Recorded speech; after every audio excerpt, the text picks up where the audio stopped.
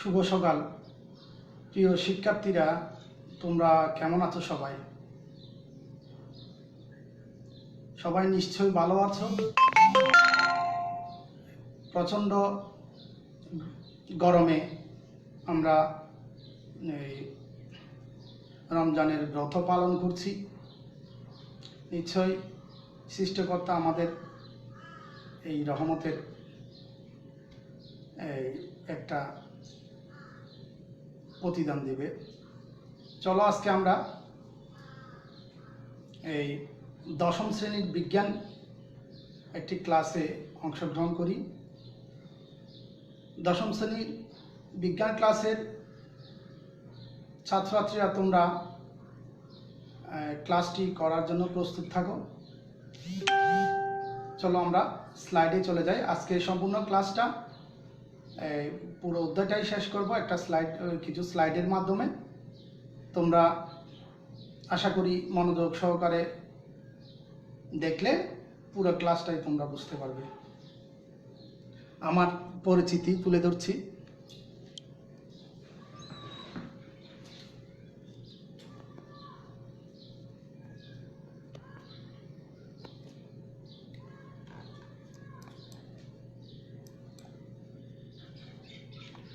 সুমনশীল, সহকারী শিক্ষক, শহীদ lieutenant G M Mushfiq বীর উত্তম উচ্চ বিদ্যালয়, হালিশহর, চট্টগ্রাম ক্যান্টনমেন্ট। মুঠোফোন 01819080775। Email sumon_shil2004@yahoo.com।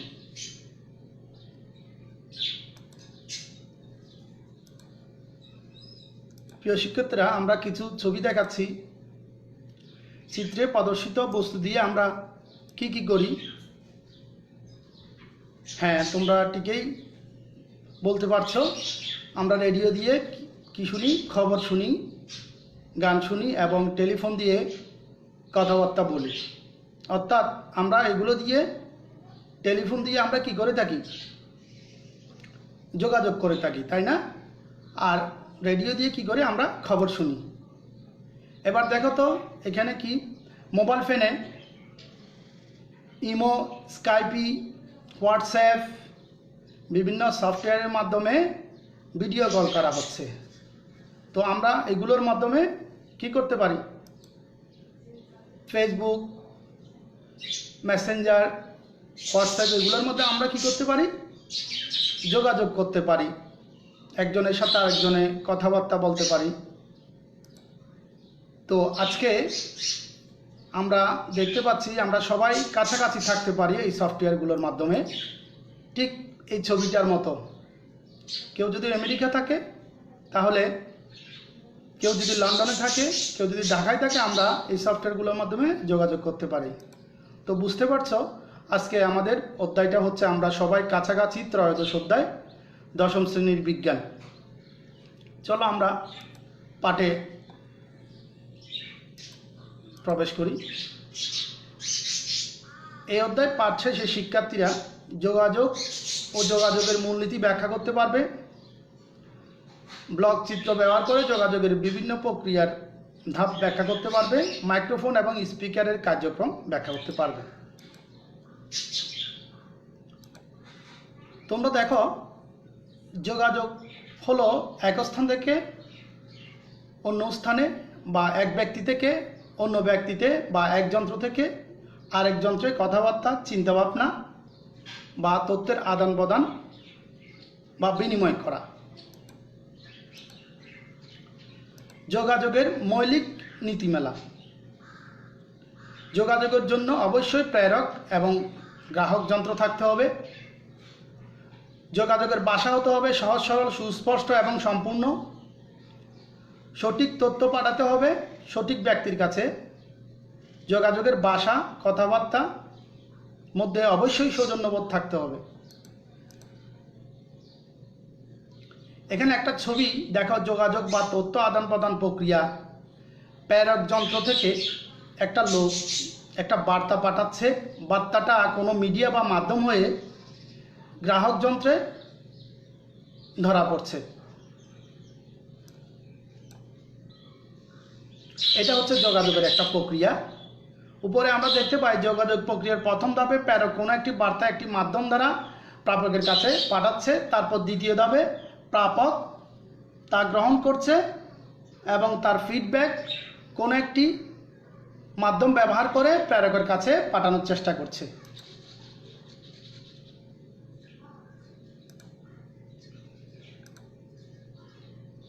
যোগাযোগের ধাপ: মানুষের তৈরি বার্তা, কথা, কোড, ছবি, ডেটা ইত্যাদি প্রেরক যন্ত্র মাধ্যমে গ্রাহক যন্ত্রে আমরা তথ্যগুলো আদান প্রদান করছি। এটা কি তোমরা চেনো তো? এটা হচ্ছে মাইক্রোফোন। মাইক্রোফোন দিয়ে কি হয়, প্রেরক যন্ত্র থেকে একটা বার্তা গ্রাহক যন্ত্রে পাঠানো হয়। যে ইলেকট্রনিক যন্ত্র শব্দ শক্তিকে তড়িৎ শক্তিতে রূপান্তর করে তাকে বলা হয় মাইক্রোফোন। বিভিন্ন সভায় বক্তারা এই যন্ত্রের মাধ্যমে সামনে দাঁড়িয়ে বক্তৃতা প্রদান করেন। চলো আজকে আমরা মাইক্রোফোনের কার্যক্রম সম্পর্কে একটু ব্যাখ্যা করার চেষ্টা করি। এখানে দেখতে পাচ্ছ তোমরা মাইক্রোফোন একটা সাউন্ড ওয়েভস অর্থাৎ শব্দ তরঙ্গ মাইক্রোফোনের ভিতরের গঠনের মধ্যে প্রবেশ করছে। ভিতরের গঠনটাতে কি আমরা একটু দেখি। ভিতরের গঠনটাতে দেখা যাচ্ছে মাইক্রোফোনের এখানে লাল এবং নীল দুটো স্থায়ী চুম্বক আছে। এখানে ইংরেজিতে লেখা আছে পার্মানেন্ট ম্যাগনেট। এই স্থায়ী চুম্বকগুলো, এখানে একটা তারের কুণ্ডলী আছে, এটাকে ইংরেজিতে বলা হয় কয়েল। এই তারের কুণ্ডলীটা নড়াচড়া করে। এখানে একটা ডায়াফ্রাম বা পর্দার মতো আছে।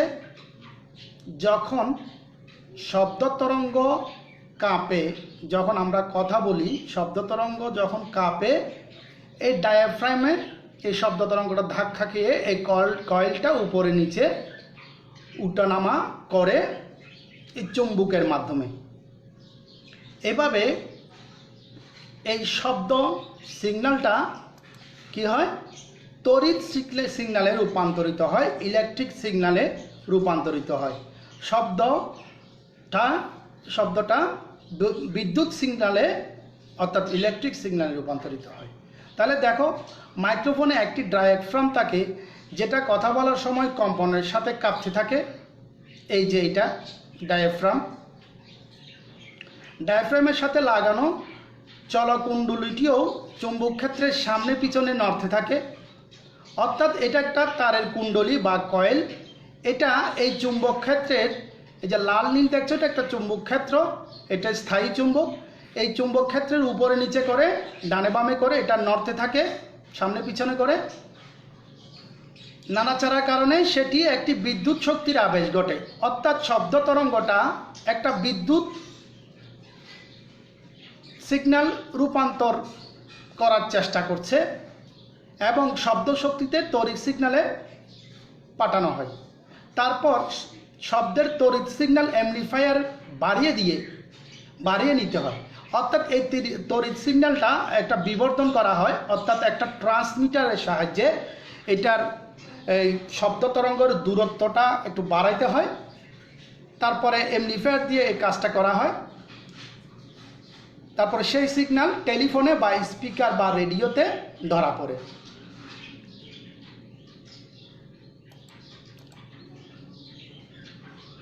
এবার দেখো স্পিকার। এই ডিভাইসটা তোমরা চিনো সবাই। স্পিকারের আভ্যন্তরীণ গঠন ঠিক মাইক্রোফোনের মতো দেখতে। মাইক্রোফোন শব্দ গ্রহণ করে আর স্পিকার শব্দ প্রেরণ করে। তো দেখো স্পিকারের গঠন। স্পিকার কি করে, তড়িৎ শক্তিকে আবার শব্দ শক্তিতে রূপান্তর করে। অর্থাৎ মাইক্রোফোনের উল্টো কাজটা। মাইক্রোফোন কি করে, শব্দ শক্তিকে ম্যাগনেটিক ফিল্ডের মাধ্যমে তড়িৎ শক্তিতে রূপান্তর করে। আবার স্পিকার কি করে, সেই তড়িৎ শক্তি বা তড়িৎ সংকেত বা সিগন্যালকে আবার শব্দ শক্তিতে রূপান্তর করে শ্রোতার কানে শব্দ পৌঁছিয়ে দেয়। স্পিকারের কার্যক্রম। তোমরা একটা স্পিকার দেখতে পাচ্ছ, এটার ভিতরের গঠন স্পষ্ট দেখা যাচ্ছে।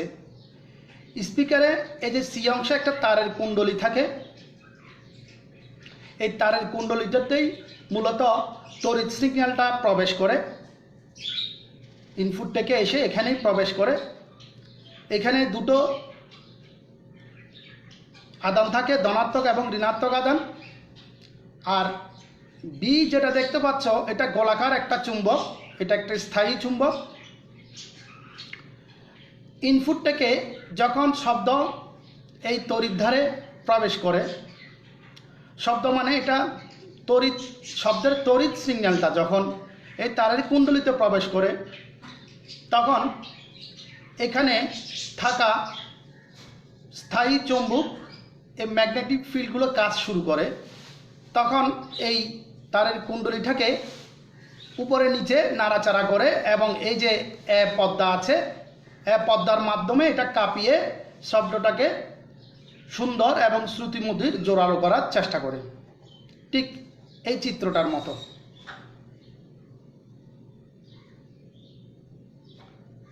তোমরা দেখতে পাচ্ছ শব্দ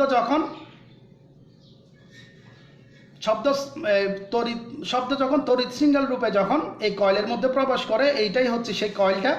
এই কয়েলটা তখন কম্পিত হতে থাকে এবং স্পিকারে থাকা পর্দার মাধ্যমে শব্দটা স্পষ্ট করে আমাদের কানে পৌঁছায়। স্পিকারে একটি চলকুণ্ডলী বা কয়েল থাকে, যেটা সি অংশে। এটি কোন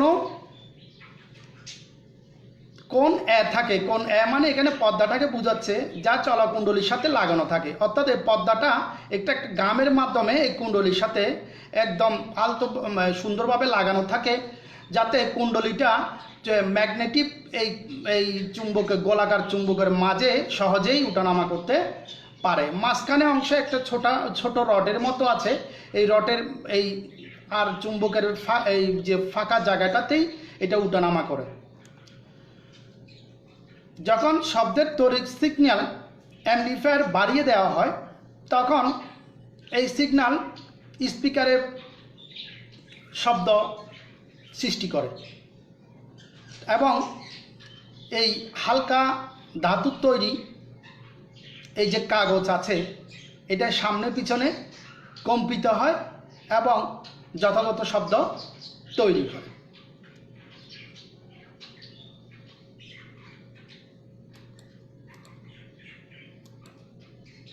এবার তোমরা একটা বাড়ির কাজ লিখে নিতে পারো, এটা তোমরা 5 মিনিটের মধ্যে করে দিবে।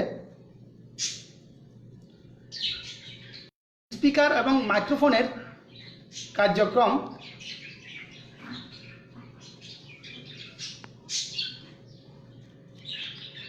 বাড়ি থেকে লিখে নিয়ে আনবে।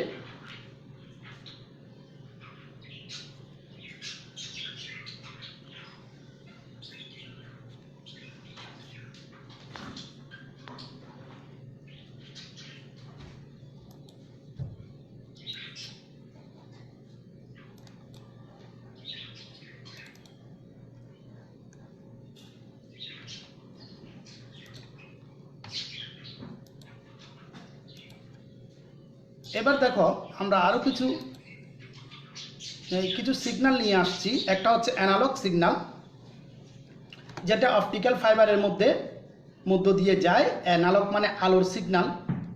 আর একটা হচ্ছে ডিজিটাল সিগন্যাল। তোমরা জানো ডিজিটাল সিগন্যালে দুটো বাইনারি সংকেত আছে, 0 এবং 1। তোমরা আগের ক্লাসগুলোতে পড়েছ। তো আমরা আজকে এখন অ্যানালগ এবং ডিজিটাল সিগন্যালের কিছু গুরুত্বপূর্ণ কাজ বর্ণনা করব।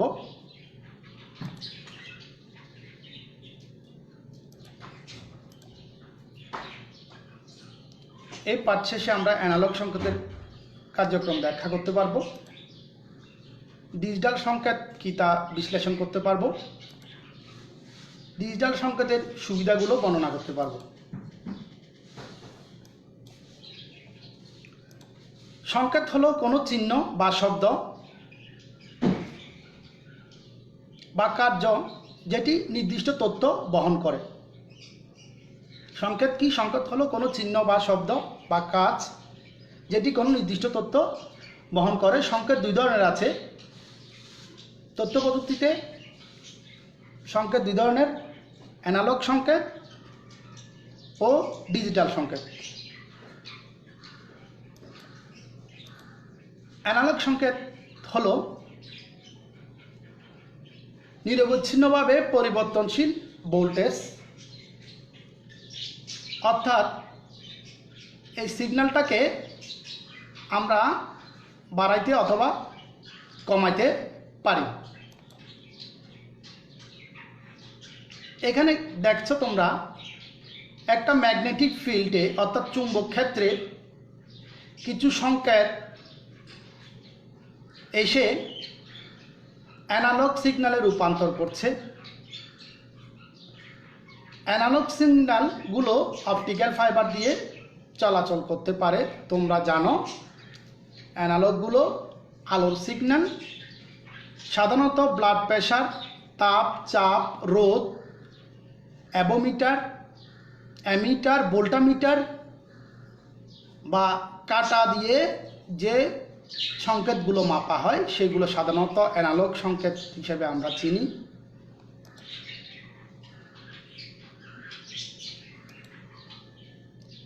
অ্যানালগ সংকেতের ব্যাখ্যা।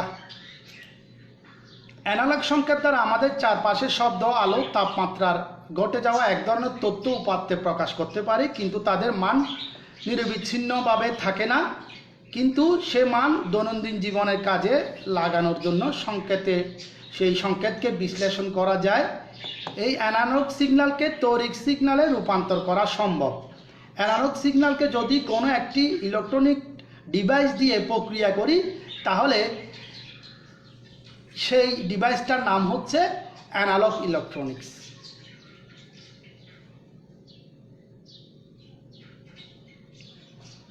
অর্থাৎ বুঝতে পেরেছো তোমরা যে ডিভাইসের মাধ্যমে আমরা এই সিগন্যালটা পরিমাপ করি সেই ডিভাইসটার নাম অ্যানালগ ডিভাইস।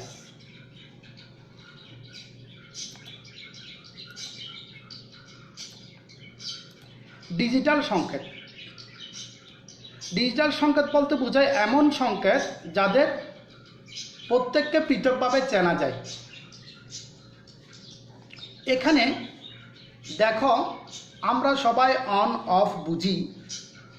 এখানে দেখো আগে ঢেউয়ের মতো ছিল, ওটাকে আমরা অ্যানালগ সিগন্যাল হিসাবে করেছি। এগুলো পরিবর্তনশীল। ডিজিটাল সিগন্যাল কিন্তু এটা স্পষ্টভাবে চেনা যাবে, ঠিক অ্যাকুরেটলি এটা পরিমাপ করা যাবে কতটুক এর মধ্যে দিয়ে তড়িৎ সংকেত যাচ্ছে। তোমরা দেখো এখানে এই বারটার মধ্যে অফ একটা সিগন্যাল দেখা যাচ্ছে, আর একটা বারের মধ্যে এটা অন সিগন্যাল, আর একটা বার এটা একটু বড়, এটার মধ্যে দুটো অফ সিগন্যাল দেখা যাচ্ছে। আর একটা বার এটার মধ্যে অন সিগন্যাল দেখা যাচ্ছে, আর একটাতে অফ সিগন্যাল, আর একটার মধ্যে দুটো অন সিগন্যাল। অর্থাৎ অফ দ্বারা বোঝায় 0 আর অন দ্বারা বোঝায় 1। তোমরা মাউসের অ্যারো তীরটা একটু ফলো করবে। অফ ছাড়া চিহ্ন বোঝায় 0, অর্থাৎ বিদ্যুৎ নেই। আর এই যে এটা অন দ্বারা বোঝায় বিদ্যুৎ আছে। এটার বাইনারি সংকেত হচ্ছে 1 0 1 0 0 1 0 1 1। এটা একটা ডিজিটাল সংকেত। এই ডিজিটাল সংকেতগুলো বাইনারি ডিজিট দ্বারা গঠিত। বাইনারি ডিজিট মানে 0 আর 1।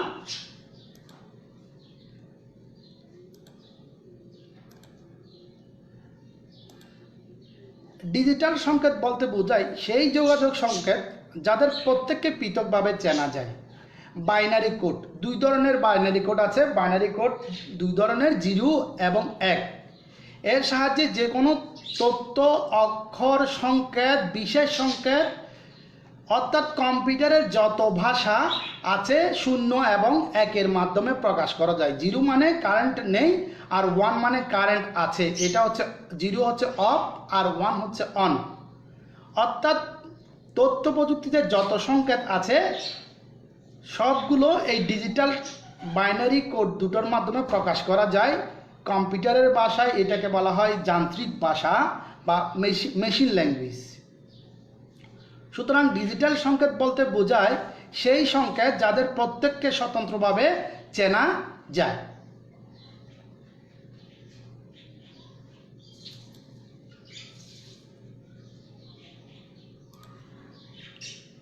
ডিজিটাল সংকেতের সুবিধা: ডিজিটাল সিগন্যাল পাঠানো হলে সেটা যত বিবর্ধিত করা যায় তত তার সংকেত একই রকম থাকে। অর্থাৎ তার পাঠানো সংকেতটা পরিবর্তন হয় না। সাপোজ আমি একটা উদাহরণ দিই, মনে করো আমি ইমোতে একটা ছবি পাঠাইলাম। এই ছবিটা আমার ইমেজটা ঠিক যতখানি, তার সাইজ যতটুক, তার কালারটা যতটুক, ঠিক অপর প্রান্তে আরেকজনের মোবাইলে এই আমার ছবিটা তার ইমো সফটওয়্যারে একইভাবে পাওয়া যাচ্ছে। যত দূরেই পাঠানো হোক না কেন, যত বিবর্ধিত করা হোক না কেন, অর্থাৎ আমার ছবিটার কোনো পরিবর্তন হয় নাই। স্বল্প সংখ্যক কম্পিউটার নেটওয়ার্কের ক্ষেত্রে ব্যয় অনুযায়ী আয় বেশি। অর্থাৎ এই ডিজিটাল সিগন্যালগুলো আমার কম্পিউটারে যদি আমি ব্যবহার করি, এখানে আমার খরচ কম লাগবে এবং আমার তথ্য প্রক্রিয়া করা খরচের হাত থেকে মুক্ত থাকব। ডিজিটাল ডিভাইস ব্যয়বহুল হলেও সার্ভিসের বেলায় ব্যয় কম হয়। অর্থাৎ ডিজিটাল ডিভাইসগুলো হয়তো প্রথম দিকে আমি যখন সেট আপটা রানিং করব তখন খরচটা বেশি পড়বে। পরবর্তীতে আমি এটা 5 বছর, 10 বছর, 20 বছর ধরে যদি চালাই, এই ক্ষেত্রে আমার খরচটা আস্তে আস্তে কমে আসবে। কোনো ক্রস কানেকশন হয় না। ডিজিটাল সিগন্যালগুলো একটা আরেকটার সাথে মিশে যায় না। অর্থাৎ এই 4 প্রকারের ডিজিটাল সংকেতের ঠিক বিপরীত কাজটা অ্যানালগ সংকেতে উল্টো কাজটা হয়। সুতরাং আমরা ডিজিটাল এবং এই অ্যানালগ সংকেতের যদি পার্থক্য দেই, এই 4টা পার্থক্য পুরো আমরা নেগেটিভলি যদি করি তাহলে আমরা পার্থক্যটা লিখে ফেলতে পারবো।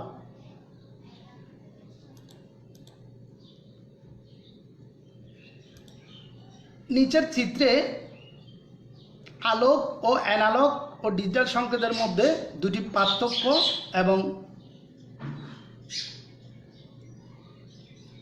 সুবিধা অসুবিধা লিখো। অর্থাৎ এই চিত্রের তথ্যের আলোকে, চিত্রে তোমরা দেখতে পাচ্ছ উপরে যে ডেও এটা আছে, এটা তোমাদের চিনতে অসুবিধা হচ্ছে না। এটা হচ্ছে একটা অ্যানালগ সিগন্যাল। কারণ অ্যানালগ সিগন্যাল তোমরা দেখো তার তরঙ্গটা এখানে এই দাগ বরাবর 0 ভোল্টেজ লেখা আছে। এটা উপরে উঠলে প্লাস হবে, নিচে নামলে মাইনাস হবে। অর্থাৎ তার সব এই যে সিগন্যালের ভোল্টেজটা কমছে বাড়ছে, কমছে বাড়ছে, এভাবেই অ্যানালগ সিগন্যালগুলো যায়। এই অ্যানালগ সিগন্যালগুলো একটা সার্কিটের মাধ্যমে মডুলেশন করে, ডিমডুলেশন করে এটা ডিজিটাল সিগন্যালে রূপান্তর করা যায়। তোমরা দেখো এখানে অ্যানালগ সিগন্যালটা একটা রেকটিফায়ার ব্যবহার করে, ক্যাপাসিটর, রেজিস্টার ব্যবহার করে এই অ্যানালগ সিগন্যালটাকে একটা ট্রানজিস্টরের মাধ্যমে কি করা হচ্ছে, এই অ্যানালগ সিগন্যালটাকে ডিজিটাল সিগন্যালে রূপান্তর করা হচ্ছে এবং ডিজিটাল সিগন্যালে রূপান্তর করে এই তড়িৎ সিগন্যালটাকে আরো বহুদূর পর্যন্ত নেওয়া যাবে।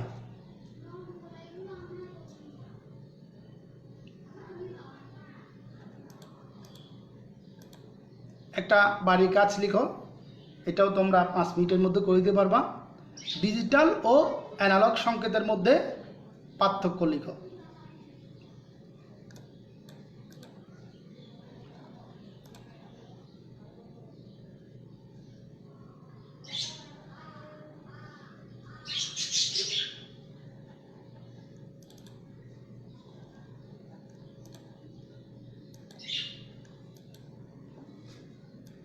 এবার দেখো একটা রেডিও দেখলাম আমরা,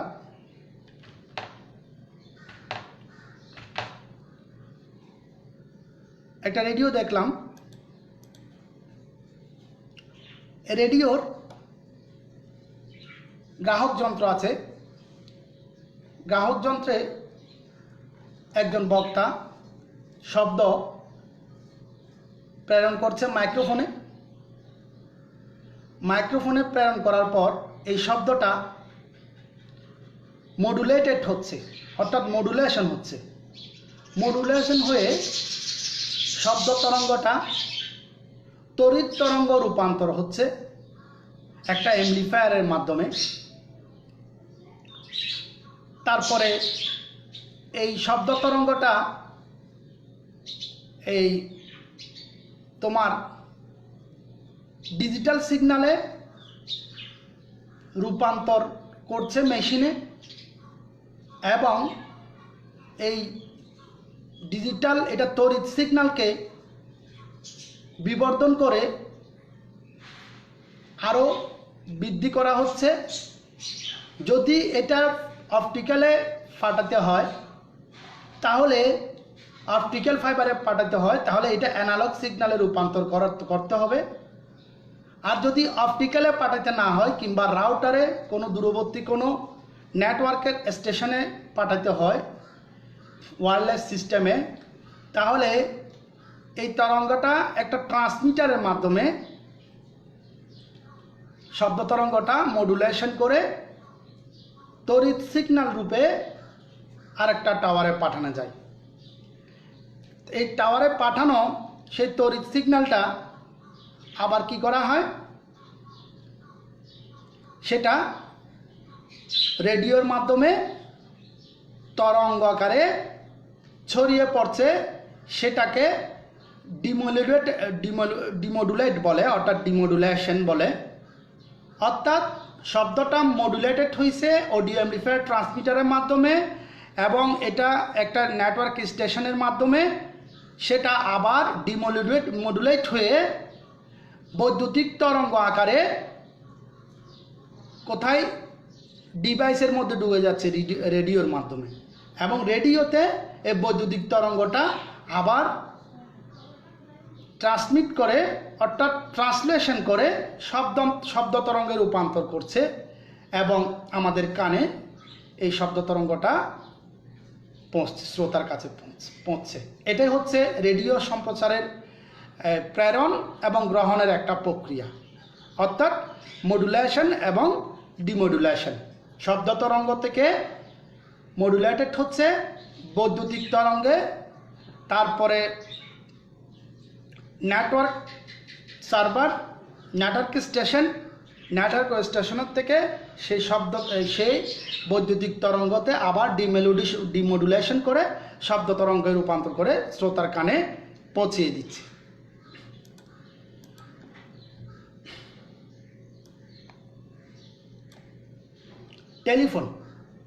টেলিফোন ঠিক এই ধরনেরই রেডিওর পরবর্তী সংস্করণ। টেলিফোন একটি আধুনিক সভ্যতার অবিচ্ছেদ্য অঙ্গ। যে কোনো দেশে কথাবার্তা বলার জন্য জনপ্রিয় মাধ্যম হচ্ছে টেলিফোন। আলেকজান্ডার গ্রাহাম বেল 1857 সালে টেলিফোন আবিষ্কার করেন।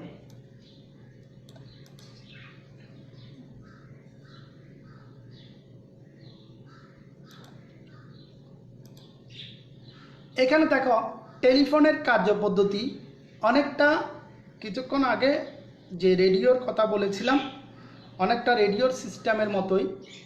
আমরা যখন কথা বলি মাউথপিসের মাইক্রোফোনটি কণ্ঠস্বরের শব্দ তরঙ্গকে তড়িৎ সংকেতে রূপান্তরিত করে এবং এই সংকেত টেলিফোনের তার দিয়ে অপর প্রান্তে টেলিফোনের ইয়ারপিসে পৌঁছায় ইয়ারপিসের স্পিকার তড়িৎ সংকেতকে শব্দ সংকেতে রূপান্তর করে, ফলে গ্রাহক শুনতে পায়।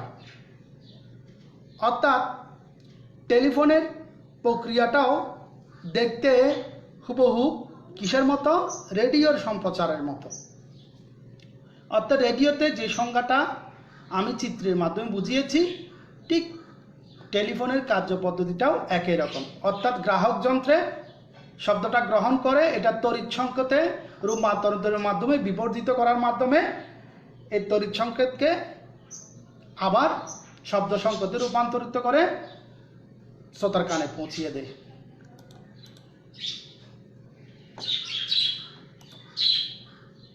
সেলফোন বা মোবাইল ফোন, তোমরা জানো সেলফোন বা মোবাইল ফোনের কার্যপদ্ধতিগুলো কীরকম।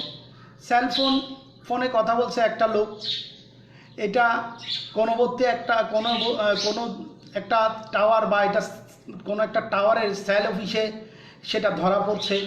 সেখান থেকে তাদের এই টাওয়ারগুলো যে স্টেশনের সাথে লিঙ্ক আছে, সেই স্টেশনে এই টাওয়ারের সংকেতগুলো পাঠাচ্ছে। এই স্টেশনটা আরেকজনকে কানেক্ট করে দিচ্ছে, এই স্টেশনটা আরেকজনকে কানেক্ট করে দিচ্ছে এই লোকের সাথে। এই বিষয়টা আমরা এখন দেখব। এই ফোনের সাথে তার সংযুক্ত থাকে না সেলফোন। মোবাইল থেকে কলটি বেতার তরঙ্গ হিসেবে প্রেরক এবং গ্রাহক টাওয়ারে যায়।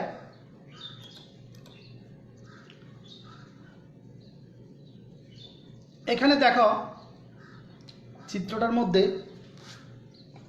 আমরা দেখতে পাচ্ছি একজন লোক কথা বলছে, তার কথাটা বিটিএস টাওয়ারে ধরা পড়ছে। বিটিএস টাওয়ার থেকে বিএস টাওয়ারে যাচ্ছে, বিএসসি টাওয়ার থেকে এমএসসি টাওয়ারে যাচ্ছে। অর্থাৎ আমি ব্যাপারটা ভালো করে বুঝাই দিই। একটা লোক কথা বলছে ওয়্যারলেস মোবাইল ফোনে, এই তার কথাটা স্থানীয় একটা সেল আছে, এটাকে সেল ধরা যায়। এরকম একটা শহর অঞ্চলে বা একটা গ্রাম অঞ্চলে অনেকগুলো টাওয়ার থাকে, এই টাওয়ারগুলোকে সেল বলা হয়। গ্রাহকের মোবাইল ফোনগুলো সাধারণত এই সেলগুলোতেই ধরা পড়ে। এখানে 4টা সেল দেখা যাচ্ছে বিটিএস, এগুলোকে বলা হয় বেস ট্রান্সিভার স্টেশন। প্রথমে গ্রাহকের ফোন কলটা বেস ট্রান্সিভার স্টেশনে পৌঁছে, এই স্টেশন থেকে এই ফোন কলগুলো কালেক্ট হয়ে বেস স্টেশন কন্ট্রোলারে আসে। বেস স্টেশন কন্ট্রোলার কি করে? কেন্দ্রীয় সুইচের কাছে পাঠাই দেয়। অর্থাৎ কেন্দ্রীয় সুইচ হচ্ছে এমএসসি, এটা হচ্ছে mobile servicing switching controller. Mobile servicing switching কন্ট্রোলারের কাছে পাঠাই দেয় বেস কন্ট্রোলার। এবং মোবাইল সার্ভিসিং কন্ট্রোলার কি করে? এই ফোনটা যার কাছ থেকে আসছে বা যাকে করা হয়েছে তার সাথে লিঙ্ক করে দেয়। লিঙ্ক করে দেওয়ার ফলে এগুলো অপর আরেকটা লোকের বিটিএস টাওয়ার থেকে কলের সাথে যুক্ত হয়ে যায়। এভাবে এমএসসি অর্থাৎ মোবাইল সার্ভিসিং সুইচিং কন্ট্রোলিং থেকে বিএসসি অর্থাৎ বেস ট্রান্সরিসিভার বেস স্টেশন কন্ট্রোলারে পৌঁছিয়ে দেয়। এরপরে আবার প্রত্যেকের কাছে বিটিএস টাওয়ারের মাধ্যমে পৌঁছে। ব্যাপারটা তোমরা বুঝতে পেরেছো তো? মোবাইল ফোন প্রথমে কতগুলো এলাকার নির্দিষ্ট সেল টাওয়ারে পৌঁছে, বিটিএস টাওয়ার বলে, এটাকে বলা হয় বেস ট্রান্সরিসিভার স্টেশন। সেখান থেকে আরেকটা সার্ভারে পৌঁছে। অর্থাৎ সেলগুলোর এই যে এখানে 4টা টাওয়ার সেল আছে, এই টাওয়ার সেলগুলো বিএসসি কন্ট্রোলারে গিয়ে পৌঁছে তাদের সংকেতগুলো বিএসসি কন্ট্রোলার কি করে, এরকম একটা অঞ্চলে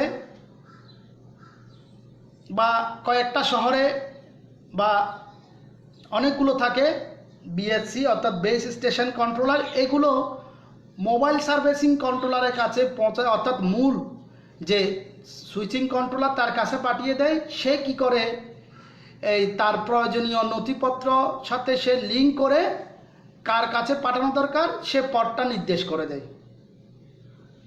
এভাবে প্রেরক আর গ্রাহক যন্ত্রে মোবাইলে ফোন কল, ভিডিও কল, বিভিন্ন কলগুলো আদান প্রদান করা যায়। এ হচ্ছে মোবাইল টেলিফোন নেটওয়ার্কের একটা প্রবাহ চিত্র, একটা চিত্ররূপ।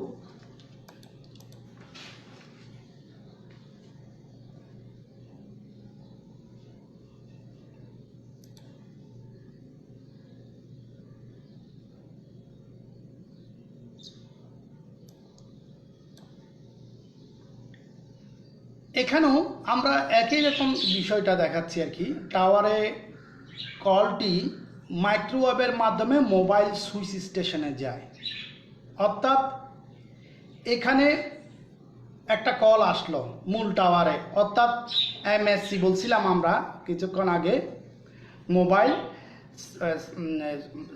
সার্ভিস সুইচিং কন্ট্রোলার, এমএসসিতে একটা এই মাইক্রোওয়েভে এগুলো অতি ক্ষুদ্র তরঙ্গ, এই জন্য মাইক্রোওয়েভ বলা হয়েছে। এই তরঙ্গগুলো অতি ক্ষুদ্র কিন্তু এর গতি অনেক বেশি, অর্থাৎ এগুলো মাইক্রোসেকেন্ড, ন্যানোসেকেন্ড, পিকোসেকেন্ডে চলে। এগুলোর স্পিড আলোর গতির মতো, এগুলো খালি চোখে দেখা যায় না, এই জন্য মাইক্রোওয়েভ বলা হচ্ছে। এখানে একটা কল আসলো, এই কলটা এখানে অঞ্চলের একটা বিএসসি অর্থাৎ বেস সার্ভিস কন্ট্রোলারে পৌঁছে, সেখান থেকে ছোট ছোট কতগুলো সেল আছে, বিভিন্ন বিল্ডিংয়ের উপর থাকে, এইগুলো সেল কন্ট্রোলারগুলোর মাধ্যমে বিভিন্ন গ্রাহকের কাছে তথ্যগুলো পৌঁছায় দেয়, অর্থাৎ আগের চিত্রটার মতো।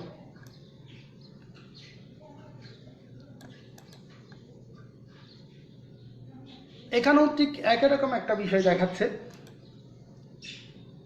মোবাইল ফোনের কার্যপদ্ধতি, অর্থাৎ এটা এই মোবাইল ফোনের কাজগুলো স্থানীয় বিটিএস সেল টাওয়ারগুলোতে জমা হয়, অর্থাৎ বেস ট্রান্সরিসিভার স্টেশন।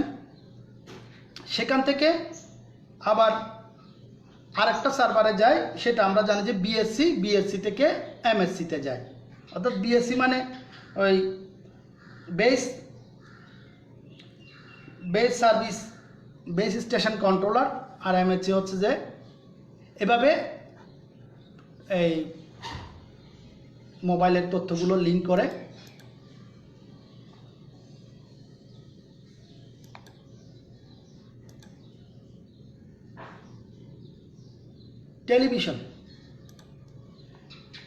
টেলিভিশন শব্দের অর্থ হচ্ছে দূরদর্শন, অর্থাৎ দূর থেকে দেখা যায়।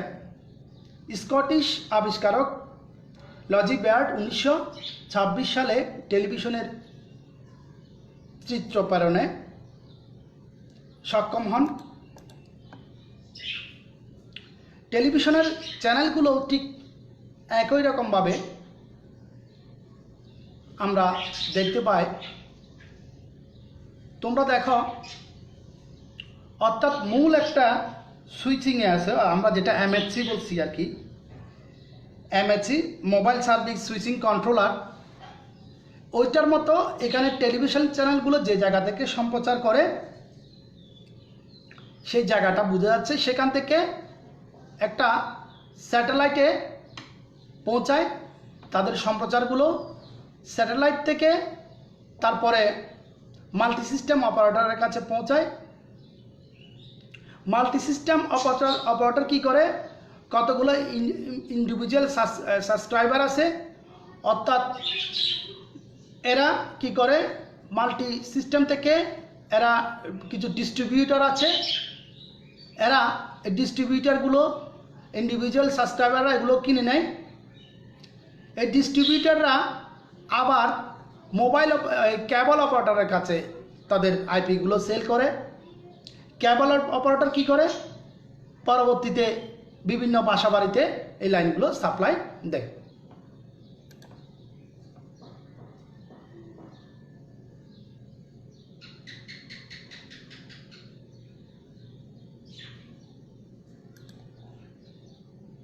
টেলিভিশনে যে চিত্র প্রেরণ করা হবে তার সাথে সংশ্লিষ্ট শব্দকে ও মাইক্রোফোনের সাহায্যে সংগ্রহ ও প্রেরণ করা হয়। মাইক্রোফোনের শব্দকে তড়িৎ সংকেতে রূপান্তরিত করে। এটা আমরা আগে পড়েছি। এবার দেখো ফ্যাক্স মেশিন। এটা একটা ফ্যাক্স মেশিন। অনেক আগের কাল থেকেই, যখন ইলেকট্রনিক্স যুগের সূচনা শুরু হচ্ছে তখন থেকে ফ্যাক্স মেশিনের জনপ্রিয়তা ছিল। ফ্যাক্স মেশিন মূলত কি? ফ্যাক্সিমিলি বা ফ্যাক্স হলো তার বা রেডিওর সাহায্যে গ্রাফিক্যাল তথ্য বা কোনো লিখিত ডকুমেন্ট হুবহু কপি করে প্রেরণ এবং গ্রহণের একটি ইলেকট্রনিক ব্যবস্থা। অর্থাৎ আমরা যে ফটোস্টেট করি ঠিক ফটোস্টেট মেশিনের মতো।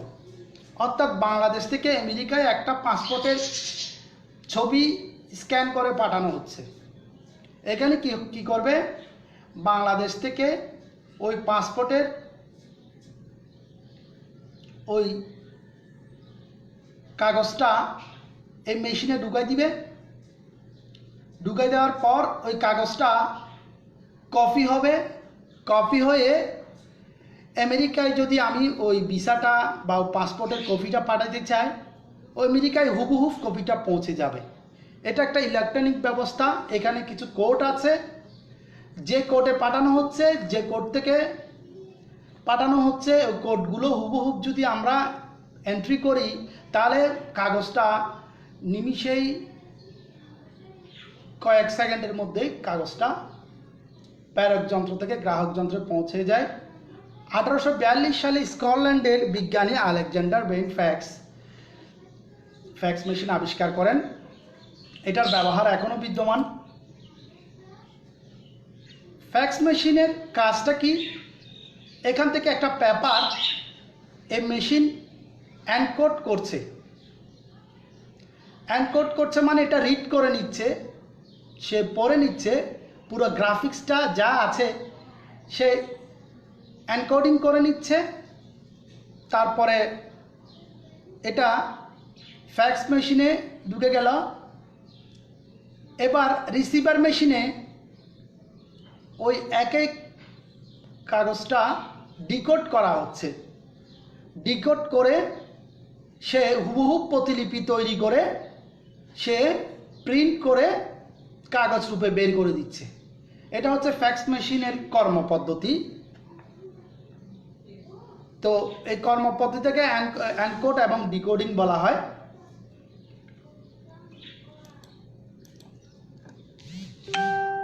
আরেকটা চিত্র দেখাচ্ছি ফ্যাক্স মেশিনের। এই যে ফ্যাক্স মেশিন তোমরা দেখতে পাচ্ছ, একটা ফ্যাক্স মেশিন সে মোবাইল ফোনের মাধ্যমে, মোবাইল ফোন লাইনের মাধ্যমে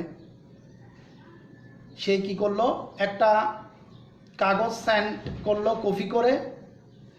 তারপরে ফ্যাক্সের নিজস্ব সার্ভার আছে। প্রত্যেকটা ইন্টারনেটের একটা ব্যবস্থা, সার্ভার ব্যবস্থাগুলো এমন যে ফ্যাক্স সার্ভারটা শুধু ফ্যাক্সের বিষয়গুলো নিয়ে কাজ করবে, ইমেল সার্ভারটা ইমেলের বিষয়গুলো নিয়ে কাজ করবে, ইউটিউবের সার্ভারটা ইউটিউবের ভিডিওগুলো নিয়ে কাজ করবে, সামাজিক যোগাযোগ সাইটের মাধ্যমগুলো ওদের আলাদা সোশ্যাল মিডিয়া সার্ভার আছে। এগুলোর প্রত্যেকটা আইপি আলাদা, এদের কাজ ভিন্ন, এদের পদগুলো আলাদা। সুতরাং ফ্যাক্স মেশিন থেকে তথ্য যখন মোবাইল লাইনে যায় কিংবা অপটিক্যাল ফাইবারের মধ্য দিয়ে যায়, যেহেতু এখন অপটিক্যাল ফাইবার ব্যবস্থা, এখন তড়িৎ সিগন্যালগুলো এখন অনেক দ্রুত বেগে আলোক সিগন্যালে রূপান্তর করে অপটিক্যাল ফাইবার দিয়ে পৌঁছা যায়।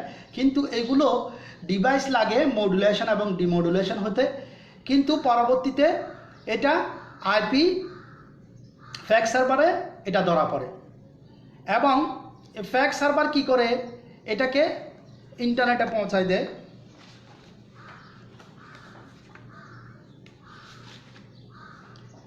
ইন্টারনেটে পৌঁছা দেওয়ার পর ইন্টারনেট থেকে আরেকটা ফ্যাক্স সার্ভারে এই ফ্যাক্স মেশিনে এটা তথ্যটা নিয়ে আসে, অর্থাৎ যেটাকে আমরা ডিকোড করেছিলাম, ডিকোডিং হয় এখানে আরেকটা ফ্যাক্স সার্ভারে, এটাও হুবহু প্রতিলিপি ফোন লাইনের মাধ্যমে রিসিভার সেটে আবার প্রিন্ট আউট করে দেয়। অর্থাৎ আগের যে প্রক্রিয়াটা তোমাদেরকে বলেছিলাম এই প্রক্রিয়াটার পুনরায় আমি আলোচনা করলাম। এটা প্যারেট মেশিন থেকে, এই যে প্যারেট মেশিন থেকে টেলিফোন নেটওয়ার্ক ফোন লাইন থেকে প্রাপক মেশিনে, অর্থাৎ এখানে ফ্যাক্স রিসিভার হয়ে ইন্টারনেট হয়ে আবার ফ্যাক্স সার্ভারে চলে আসলো, আবার ফ্যাক্স মেশিনে ধরা পড়লো, ফ্যাক্স মেশিন থেকে আবার মোবাইল লাইনের মাধ্যমে আবার ফ্যাক্স রিসিভার সেটে প্রিন্ট আউট হচ্ছে।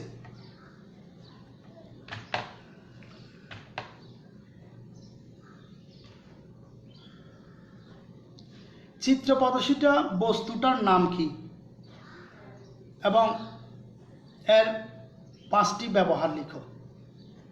এটা তোমাদের একটা কাজ রইল, এটা একক কাজ।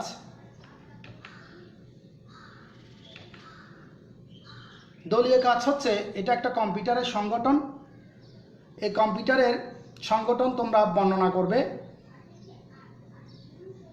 অর্থাৎ এই কম্পিউটারের কি কি আছে, monitor, keyboard, CPU, input, output, এই বিষয়গুলো বর্ণনা করবে।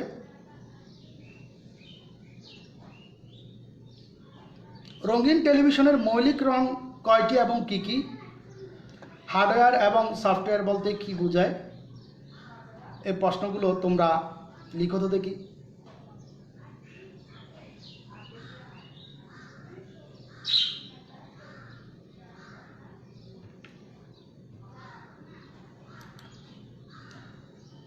এবার একটা বাড়ি কাজ, রেডিও, টেলিভিশন এবং মোবাইল ফোন থেকে সৃষ্ট সমস্যাগুলো বর্ণনা করো। এটা তোমরা একটু চিন্তা ভাবনা করে লিখবে। রেডিও, টেলিভিশন এবং মোবাইল ফোন থেকে সৃষ্ট সমস্যাগুলো বর্ণনা করো।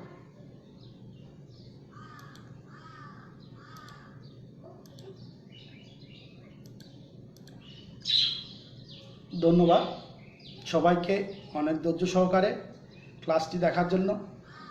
ক্লাসের ব্যাপারে যে কোনো রকম তোমাদের সমস্যা বা যে কোনো রকম খুঁটিনাটি বিষয়ে তোমরা যদি প্রশ্ন করার থাকে তোমরা কমেন্ট বক্সে কমেন্ট করে জানাবে।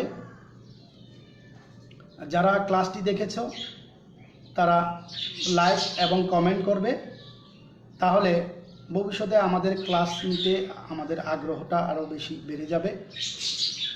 আজ এইটুকুই, তোমরা কতটুকু শিখলা জানাবে, এটাই আশা রেখে আজকের মতো বিদায় নিচ্ছি। সবাই ভালো থেকো, সুস্থ থেকো।